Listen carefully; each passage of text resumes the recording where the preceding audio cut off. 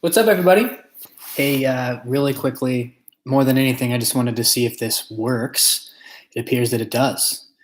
And it appears that I can broadcast live on YouTube and Facebook at the same time. So that's also pretty cool.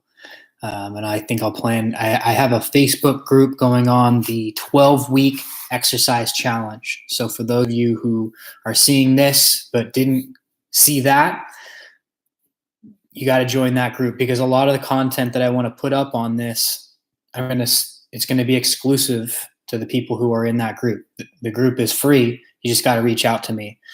And so part of what I'm going to do on there every week at 5:30 p.m. on Monday, I'm going to do about a 15 to 20 minute show. The show is called the Exercise, Science, and Culture Show. And as the name implies, that's what I'm going to talk about. Anything that's fascinating me in the world of exercise, science, and culture. And the culture part, I think, is where I hope we can have some very interesting discussions. I have a take on our culture that is maybe not super popular, but I think that we could make some changes in the way that we interact with fitness as a culture, and we will be so much happier and so much healthier as well. And admittedly as well, part of this is political, and I'm not going to shy away from pointing out the ways in which exercise is related to politics and the implications of that. So with that said, I'll make it brief today, but please do message me about the challenge. I want to get you in on this. It's a really simple idea. The whole idea is that there are certain things that you have to fill out.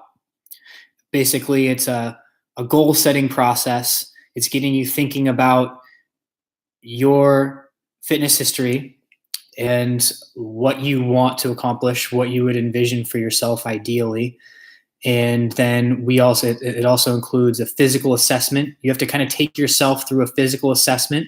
My first official episode of the Exercise, Science, and Culture show, which will be on Monday, that's what I'm going to be discussing in detail. I'm going to show you how to go through the physical assessment that's part of the 12-week challenge.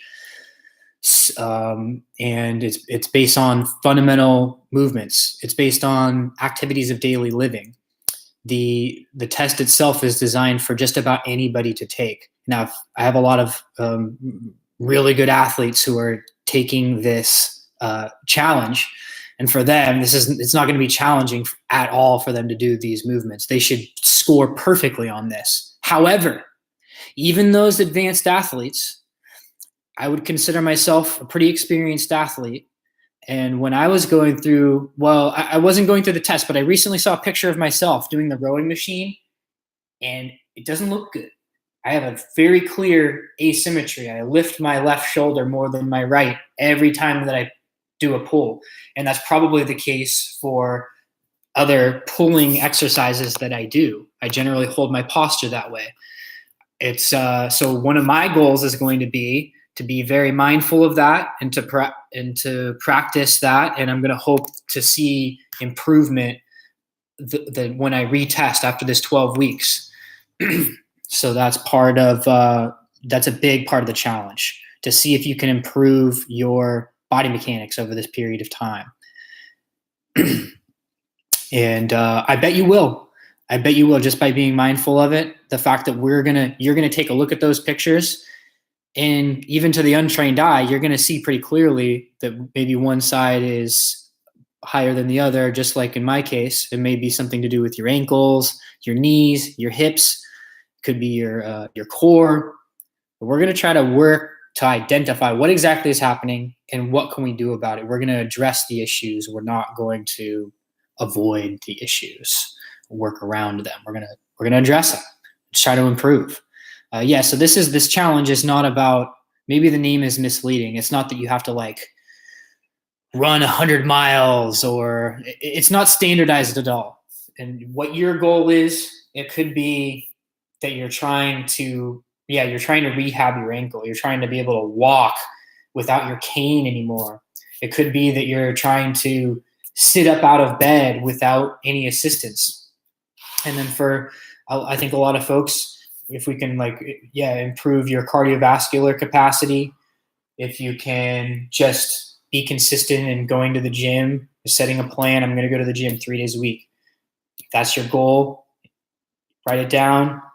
And if you accomplish that, it's really going to build a sense of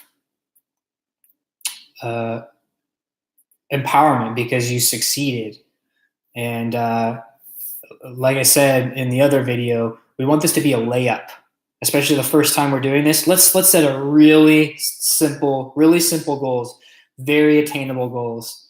And for we're going to do SMART goals, specific, measurable, and I think the biggest one is the A. We're going to have a capital A, the attainability aspect of this. So we'll aim low this time, and that's not cutting yourself short. That's just setting yourself up for success. Let's win big on this challenge. I'll leave it at that for today. Hit me up. I look forward to connecting with you all.